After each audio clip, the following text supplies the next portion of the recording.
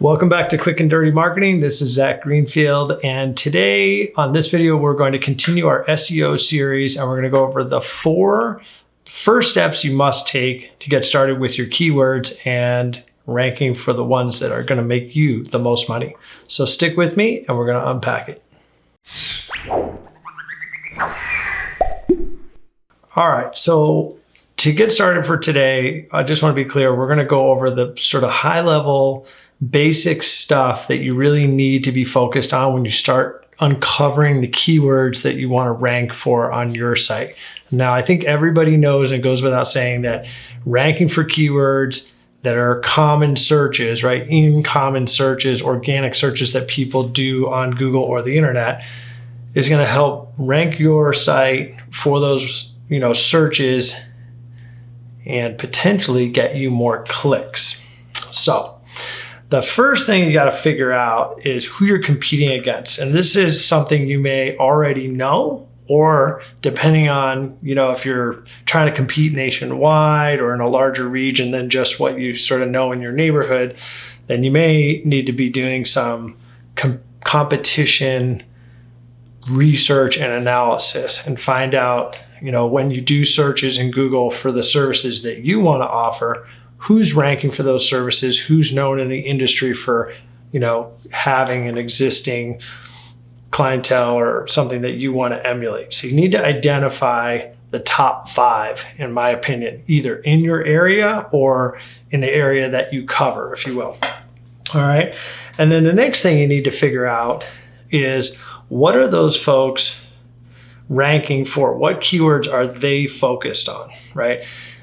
And you need to then decide, if your site is new, of course, you're probably not ranking for anything.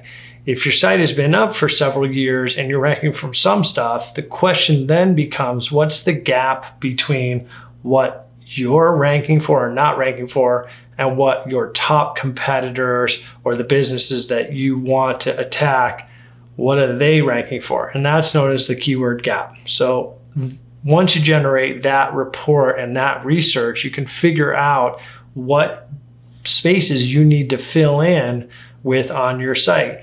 That starts to drive your keyword strategy in terms of your competitors. Now, the next thing to figure out, and this is where most people start, is what are the main sort of money keywords? And that can be expressed in a lot of ways, but one of the most simple ways to figure that out is where, what keywords in your niche or keywords that are related to your services are getting the most hits in terms of traffic and clicks on a monthly basis. Now, that doesn't always mean that those folks that make those clicks are actual buyers. And that's where things can get a little confusing, because there's also some other elements to look at, like, are those keywords tethered to some sort of buyer intent, or are they tethered to visitations and, other, sort of thoughts that people are having, maybe research, or they're early in the buy process, right? So there's going to be different elements to that analysis, but on a fundamental level, you really just want to figure out where the traffic is and what words the folks are typing in when they're doing searches about your services and offers, whatever it is that you're up to, okay? And then the last piece of this, sort of the bonus, is to start looking at long tail variants of those core keywords. And there's a couple of reasons you want to do that.